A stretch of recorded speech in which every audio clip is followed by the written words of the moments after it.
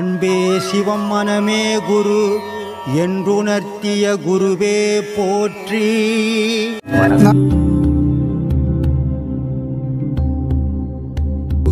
சரி, சந்தோஷம்.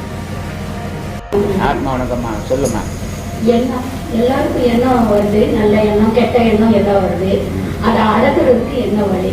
இந்த ஆன்மீகம் யோகம் இதை தவிர எல்லாருமே அதை தவிர வேற எந்த வழியிலுமே அதை அடைக்க முடியாது. சோறாக்கணும்னா கொல்காத சோறாக்குது அரிசி வச்சுக்கணும், அது மாதிரி தான் இது. இது உள்ள சோறாக்கணும்.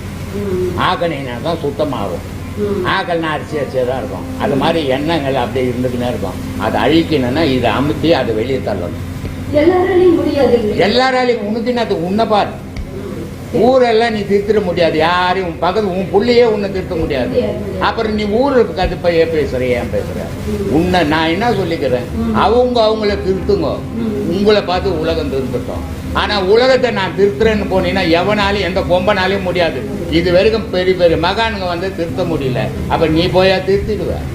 அதனால உன்னை திருத்திக்க முதல்ல, அப்புறம் ஊரை பார்க்கணும். சொல்லு. ரொம்ப நன்றி. அப்புறம் உன்னை கொச்சேரும் உலகத்தில் உள்ள என்னுடைய அருமை சீடர்களும் உலகம் ஃபுல்லாக பரவி இருக்கிற என்னுடைய பக்தர்களும் எல்லாருக்கும் என்னுடைய ஆத்ம வணக்கம். ஒரு அம்மா இந்தோனேஷியாவிலேருந்து முந்தா நாள் எனக்கு ஃபோன் பண்ணுறாங்க, சாமி எல்லா நாடுகளிலையும் சொல்கிறீங்க, ஆனால் எங்கள் நாடு இந்தோனேஷியா மட்டும் சொல்ல மாட்டேன்றீங்கன்னு. இந்தோனேஷியாவில் இருக்கிற என்னுடைய சீடருக்கும் சொல்கிறேன், எல்லாரையும் பொதுவாக தான் நான் நோக்கத்தோடு சொல்கிறேன். தனியாக பிரித்து யாரையுமே நான் பேசுறதில்லை. எல்லாருக்கும் ஆத்ம வணக்கம், நன்றி.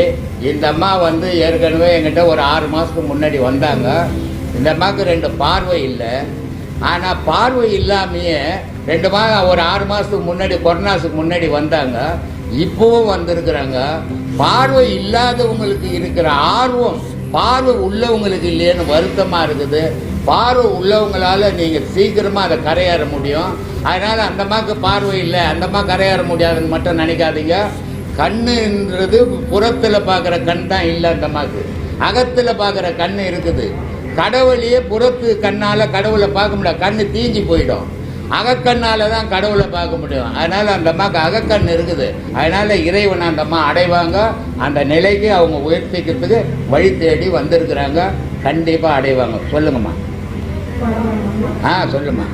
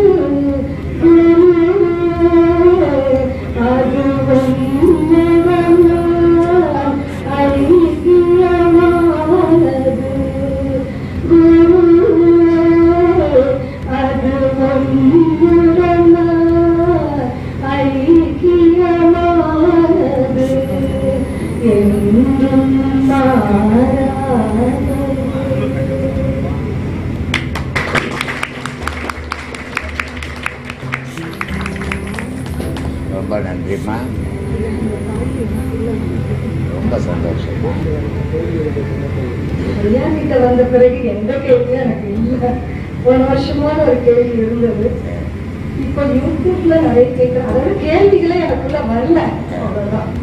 இதுதான் என்னோட முன்னேற்றமான நிலை. நான் சரி, ரொம்ப சந்தோஷம். வேற யாருமா? வாங்க வாங்க. ஐயா, தியானம் இப்போ ப்ராக்டிஸ் பண்ணுறோம், ரெகுலரே பண்ணுறோம். அது மந்திரங்கள் சொல்லி சொல்கிறது நல்லதா? இல்லை மந்திரத்தால என்னம்மா வரும் சொல்லு, ஏதாவது சொன்னீங்கன்னா நான் தெரிஞ்சுக்கிறேன். பெரியதுனால தான் நம்மகிட்ட கேட்கும். மந்திரம் சொல்றதே கடவுளுக்கு சமம். எது வாயாவன்னா சொல்லு. நமச்சிவாயான்னா என்னது? கடவுள் தான். நமச்சிவாயானாவே நீ தான். நான் அதான் பல வீடியோக்களில் சொல்லிக்கிறேன். நமச்சிவாயானா நான் என்ன மண்ணு. ஆமாம், பஞ்சபூதங்கள் உலகத்தில் உண்டு. அதே பஞ்சபூதங்கள் தான் உனக்குள்ளும் உண்டு. அப்போ பூமின்னா மண், உன் உடலுன்னா மண், வயிறுன்னா தண்ணி, வெளியே மழை தண்ணி. அதே மாதிரி இதுன்னா காற்று, இதுன்னா நெருப்பு. 5 பஞ்சபூதங்களும் உனக்குள்ளது. நமச்சிவாயன்னா நான் மண், மான்னா தண்ணி, சீன்னா நெருப்பு, வீன்னா காற்று, யான்னா ஆகாயம். 5 பஞ்சபூதங்கள் உனக்குள்ளவே. நீ நமச்சிவாயன் உன்னை பற்றி தானே சொல்லிங்கிற, நீ கடவுளை பற்றியே சொல்லிய. அதனால் மந்திரம் சொல்கிறது, கோவிலில் சொல்கிறது, மதங்களில் சொல்கிறது, எல்லா மதத்திலையும் மந்திரங்கள் உண்டு. ஆனால் இந்த மந்திரங்களால் கடவுளுக்கும் மந்திரத்துக்கும் சம்பந்தமே கிடையாது. கடவுள் மந்திரத்தில் உட்பட்டவன் கிடையாது. மந்திர தந்திரம்லாம் அப்பாற்பட்டு அதை கடந்து நின்றவன் தான் கடவுள். ஆனால் இந்த மந்திரங்கள் எதுக்காக சொல்லப்படுது, இந்த ஜபங்கள் எதுக்காக சொல்லப்படுதுன்னா தன்னுடைய மனம் நீக்கிறதுக்காக சொல்லப்படுறத தவிர அதுக்கும் கடவுளுக்கும் சம்பந்தமே கிடையாது. இந்த மனம் நீக்கிறதுக்கு தான் நம்ம யோக பயிற்சி கொடுக்குறோம். அப்புறம் இதை செய்துக்குன்னு அந்த மந்திரம் சொன்னீங்கன்னா உன் மனம் நிற்கலன்னு தானே அர்த்தம். அதனால் இந்த பாடத்தை முழுக்க உங்களுடைய உயிரே நினைச்சு செய்யும்போது தானே மனம் அடையுது. அதனால தானே பட்டினத்தார் சொன்னார், அட்டாங்க யோகமும் ஆதாரம் மாறும் அவித்தை 5 விட்டேறி போன வெளிதனிலே வேப்பொன்று கண்டேன், வட்டாகி செம்மதில் பாலூர உண்டு எட்டாத பேரின்பம் என்ன விழுங்கியதுன்னு நான் சாப்பிட்டேன்னு சொன்னேன். அட்டாங்க யோகம் செய்கிறேன்பா, ஆதாரம் 6 செய்கிறேன், அவித்தை 5 செய்கிறேன். ஆனால் இதனால் என்ன பயன்? கடவுளை அடையலாமான்னா இதனால் கடவுளை அடையவே முடியாதுப்பா. அப்போ இதை கடவுளை அடைய முடியாது. இதெல்லாம் ஏன் செய்யணும்னா, கடவுளை அடையணும்னா உன் மனம் நிற்கணும். மனம் நிற்கணும்னா நீ இதெல்லாம் செய்தீங்கன்னா தான் மனம் நிற்கும். இது மனம் நின்ன பிறகு தான் கடவுளை பார்க்கும். அதனால சொல்கிறாரு, இதெல்லாம் கடந்த பிறகு வட்டாகி செம்மதில் பாலூர், ஆஹா நான் சாப்பிட்லான்னு இருந்தப்பா, அது என்ன சாப்பிட்டுச்சு பாருங்க. அதனால் மனம் நிற்கிறதுக்கு தான் மந்திரம், யோகம், ஜபம் எல்லாம் மனம் நிற்கிறதுக்கு தான். மனம் நின்னால் மட்டும்தான் கடவுள் தெரியும். அப்போ மனம் நின்னா என்ன ஆகும்னா, மனம் நின்னா பணமாக போயிடுவான் மனுஷன். ஆனால் அந்த மனமாகப்பட்டது ஆன்மாவோட போய் இணையும் போது மனுஷன் இருப்பான். கடவுள் தெரியும், உலகம் தெரியாது. உலகம் தெரியும் போது மனம் ஆன்மாவிலேருந்து பிரிஞ்சிடும். உலகம் தெரியாது, கடவுள் தெரியும். உலகம் தெரியும், கடவுள் தெரியாது. மனம் ஆன்மாவோட இணையும் போது கடவுள் தெரியும், உலகம் தெரியாது. இதை முக்கியமாக புரிஞ்சுக்கணும். எல்லாருக்கும் சேர்த்து தான் சொல்கிறேன். மனம் ஆன்மாவோட இணையும் போது இந்த உலகம், ஊடு வாசல், ஜனம் எதுவுமே தெரியாது, கடவுள் மட்டும் தெரியும். மனம் ஆன்மாவிலிருந்து பிரியும் போது உலகம் மட்டும் தெரியும், கடவுள் தெரியாது. இதை தான் சொன்னான், கண்டவர் விண்டதில்லை, விண்டவர் கண்டதில்லை. நீ பார்த்த இடத்துலேருந்து இங்கே எழுத முடியாது, எழுத இடத்துலேருந்து பார்க்க முடியாது, பேசுகிற இடத்துலேருந்து அதை பார்க்க முடியாது, பார்க்குற இடத்துல பேச முடியாது. அதனால் கண்டவர் விண்டதில்லை, விண்டவர் கண்டதில்லை. நான் பார்த்தவன் இங்கே பேச முடியல, இங்கே பேசுகிறவாங்க பார்க்க முடியல. அந்த மாதிரியான நிலையை உருவாக்கணும். இந்த மனத்தை போய் ஆன்மாவோட இணைக்கிறதுக்கு முயற்சி பண்ணுறது தான் யோகம். நான் பல வீடியோக்களில் சொல்லிக்கிறேன், தனித்தனியாக இருக்கிற பொருளை ஒன்று சேர்க்கறது யோகம், ஒன்று சேர்ந்தால் ஞானம் அப்படின்னு. அப்படிலாம் கிடையாது. உனக்கு டைம் எப்படி இருக்குதோ அதுக்கு செய். இப்போ என்னதான் ஜபம் செய்தீங்கனாலும் சரி, என்னதான் மந்திரம் சொன்னீங்கன்னாலும் சரி, எல்லா செயலையும் நம்ம உடல் ஒரு சூடு. வார்த்தையை தொடர்ச்சியாக சொல்லும்போது உடல் தன்னறியாமல் ஒரு சூடு, இயற்கையிலே ஒரு சூடு இருக்குது. தனிப்பட்ட முறையில் இந்த வார்த்தையினுடைய உபாசனத்தில் சூடு ஏறும். ஆனால் அதை விட சூடு ஏறும் யோகம் பண்ணுறதில்ல. ஏன்னா வார்த்தையினுடைய காற்று வெளியே போகும். இப்போ கோயிலில் காலையிலேருந்து ராத்திரி வரைக்கும் ஐயர் மந்திரம் சொல்லியிருந்தான்னு இருக்குது, ஆனால் அது கடவுளே தெரியல. காரணம் வெளியே போயிடுது. மந்திரம்ன்றது மனம் எந்திரமயமாக ஆயிடுச்சு, தொடர்ச்சியாக ஆயிடுச்சுன்றது தான் மந்திரம். அதுக்கும் கடவுளுக்கும் சம்பந்தம் கிடையாது. ஆனால் யோகம் தொடர்ச்சியாக ஆகிப்போச்சுன்னு சொன்னால் கடவுள் தெரியும், எல்லாம் சேர்ந்துடும் ஒன்று. அதனால் உங்களுக்கு எது விருப்பமோ அதை செய்யுங்க. சொல்ல வேண்டியது என் கடமை சொல்லிட்டேன் நான். அப்படியெல்லாம் எல்லா 24 மணி நேரம் கூட பண்ண, ஆனால் டைம் இருக்குமா உனக்கு? இதனுடைய விளைவுகள் என்னன்னா, அதிகமான பாடம் பண்ணி அதிக உஷ்ணம் வேகம் போடும்போது மோஷன் போக முடியாது சரி. அது கூட நிறைய பேர் எனக்கு ஃபோன் பண்ணுவாங்க. அதனால் சொல்லுவேன், இளநீர் வாங்கி கண்ணு திறந்துட்டு நைட்டு பனம் வெல்லம் போட்டு மூடி வச்சுடுங்க வெளியே, காலையில் எடுத்து ஒரு வயிற்று சாப்பிடுங்க, அந்த கோல்டு ஆகிடும். இதுக்கு தான் சொன்னான், கொல்லான் உழைப்போல் கொதிக்குதடி என் வயிறு. வயிறு நெருப்பு மாதிரி ஆகிடும், எரிய ஆரம்பிச்சிடும்.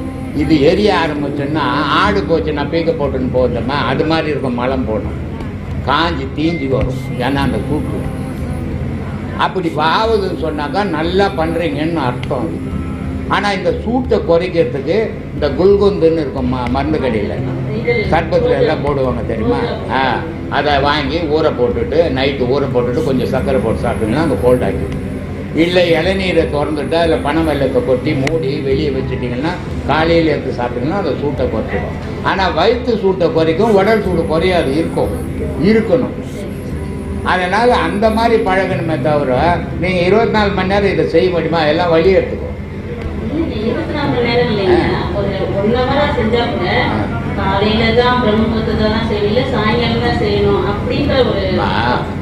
பிரம்ம முகூர்த்தத்தில் எல்லா காரியங்களும் செய்யணுன்றது எதுக்குன்னா ஊர் நிசப்தமாக இருக்கும்.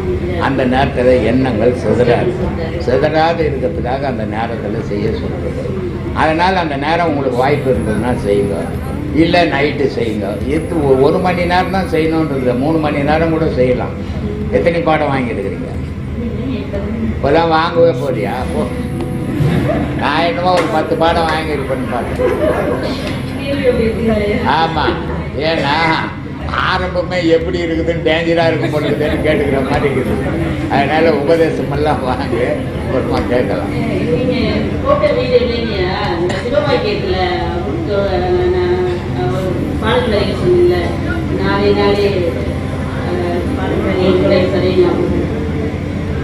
நாளை நாட்களும் கடைந்து போய் தேடி தேடி மாதங்களும் அந்த வாக்கியத்தோட அர்த்தங்கள் தெரிஞ்சதுக்கு அப்புறம் தான் இங்கே வந்தே பார்க்கணும் இருக்கணும்ங்கிறது உருவானது.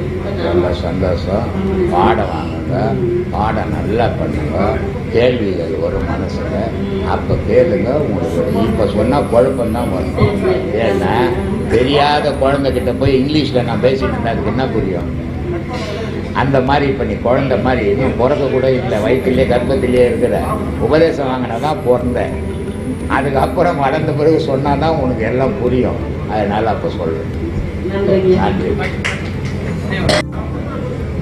நான் வந்து புத்தூர்லேருந்து வந்துருக்கிறேன் ஐயா.